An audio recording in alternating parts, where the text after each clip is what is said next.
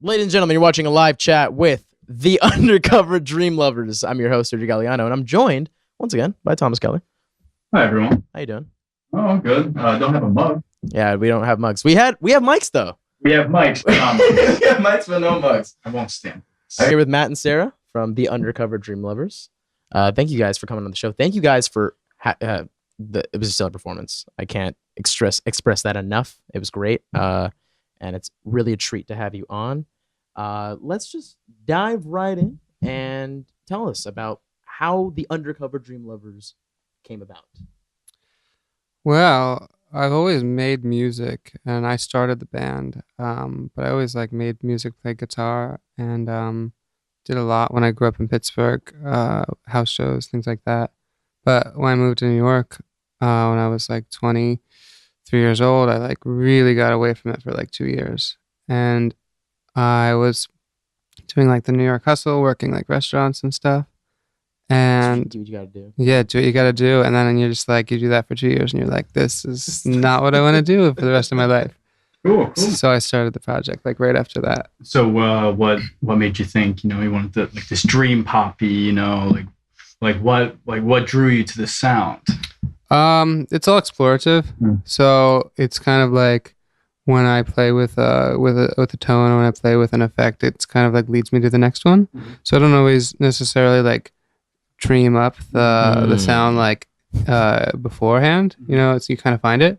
So I've always liked this kind of music. I've always liked bands like Tame Impala, Unknown Mortal Orchestra, Portugal the Man. I listened to a lot when I was in high school and stuff. Absolutely. Yeah. So that you just listen to that kind of stuff, and inevitably you're gonna kind of probably write in that vein if you like it. Exactly. Yeah. How do you feel, by the way, about Portugal the Man making this transition into this the top of the charts right now? I think it's cool.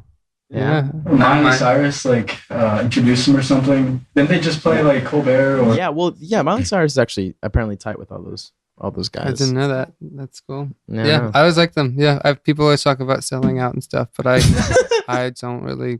I think it's cool. I think they've always been cool because they make different records every time, and that's interesting for fans, I think. Yeah, even when Evil Friends came out, it was just it was a huge transition for them. And I think it went well to Woodstock, but I've been listening to them too since forever. Yeah, totally. Love those guys. So, okay, why don't you talk to us about the name Undercover Dream Lovers? Yeah. What are you guys incognito about that? No, it was just, I think a lot of bands are when I wanted to start making music, I think a lot of bands are just making lists of band names and trying to come up with ideas, brainstorm, just throw things out there. And I was definitely had my phone and was on the subway, coming up with ideas and just that could be a cool band name, whatever. But in this instance, I was actually visiting some family, and my mom had this valerian root tea, which is knocks you out if you're trying to fall asleep. It's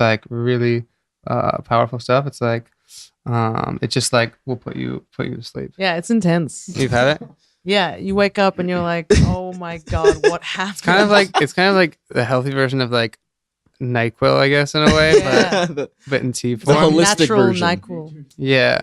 So I had a cup of that, and I was thinking of band names, falling asleep, was going to bed, and because it was a routine of mine just to think of names and stuff, just those words started matching up, and whenever I hit Undercover Dream Lovers, I added it to my list. I was falling asleep with oh, this is a great name. I'm gonna see if I like it, and it just kept kind of stuck. I was just I enjoyed it. I didn't mind that it was long, or I always kind of find it cool when people don't really care about that. Just cool. Yeah, I mean, it definitely has that ring to it, especially that it rhymes within the name as well. Totally. So cool stuff. Maybe this is a little bit of a I guess sneak peek to the later topic, but your recording process, because I've noticed that you guys are putting out singles over the course of this past year, which is you've been doing that since the EP last year. Yeah.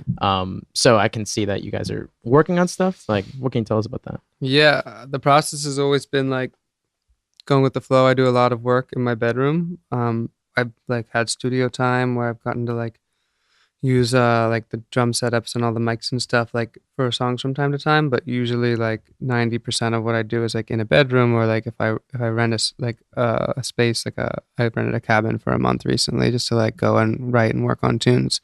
Or if it's a family member's out of town, I'll like be like, hey, I want to get out of town and write. So like I'm always like changing up my home studio. Sometimes it's my Brooklyn bedroom, and sometimes it's my sister's house, or sometimes it's like I rent a cabin or something. So and recently I just drove to Arizona. I just drove like across the state to Arizona solo, and hung out with my buddy Alex who lives there, and we were like coming up and working on some ideas and stuff. So that's like generally I just kind of go with the flow, floating around. Yeah. Yeah, I like that process. I think that's the best way to create art. Yeah, it's cool, and it changed it up. Like It was very natural, though. like when my sister had a really cool spot that I got to use, and had like a dope setup, and it was really cool. But like doing that once was really really fun. But for some reason, I would more interested in like changing it up and not making that same like session again. I find it like more inspiring to like change up where I am and figure out how I want to set up all my stuff and like have different stimuli around. Yeah. Yeah.